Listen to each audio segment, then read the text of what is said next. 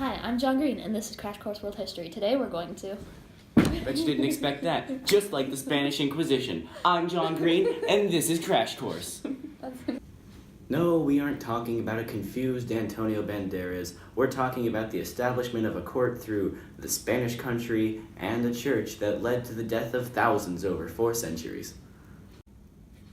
Let's go back over 500 years. Plenary indulgences were still selling like a god church. Luther wasn't around yet, and witches were real. What?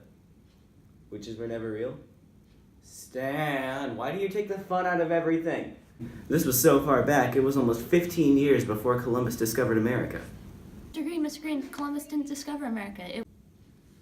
I'm aware, alternate reality female me, but it's a common European milestone most Americans are aware of, especially in a sophomore history class.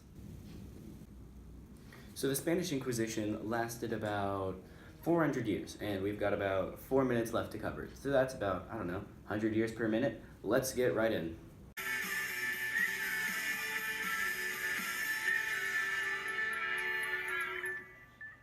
The Spanish Inquisition was founded in 1478 by Isabella I of Castile and Ferdinand II of Aragon. There we go, that's it, Aragon. What the Spanish Inquisition was basically the Catholic Church trying to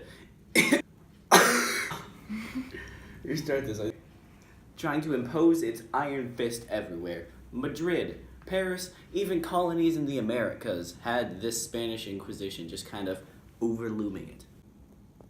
The Spanish Inquisition was strengthened. It existed beforehand, but it was strengthened during the Counter-Reformation, which was basically the Catholic Church being punched in the face and trying to come right back at it with another punch directly to all opposing religions. Now, the Spanish Inquisition had existed before the Reformation, but as we mentioned earlier, it was strengthened to combat people like Martin Luther.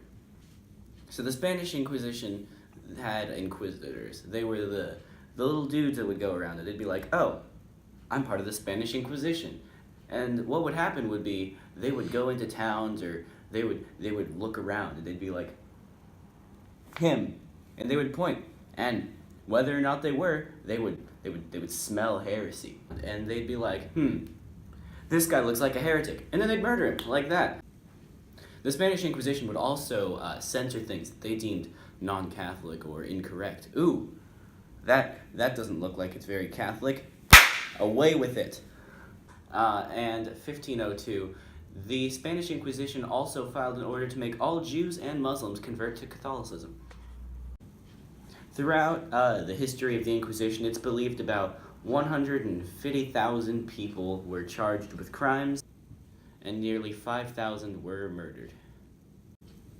The Inquisition was, in many places, seen as law, inquisition, and so places like courts wouldn't really be able to stop someone in the Inquisition if they said, that man over there, I want him dead, and so that man would die.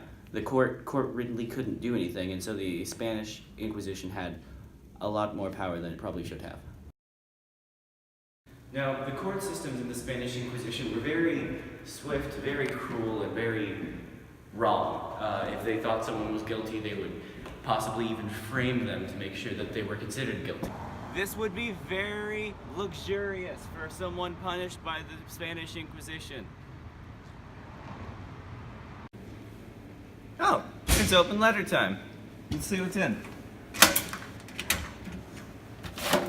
The Monty Python.